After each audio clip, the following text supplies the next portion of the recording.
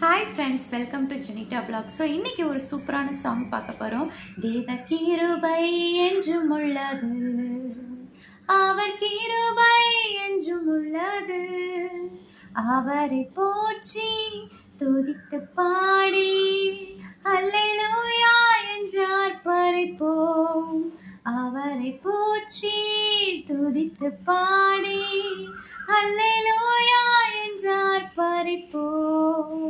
வெள்ளம் பொழிந்தை மேற்கொள்ள வந்தும் வீரநேமியாவியை அழைத்து திடநம்பிக்கை தைரியமீந்தாரே.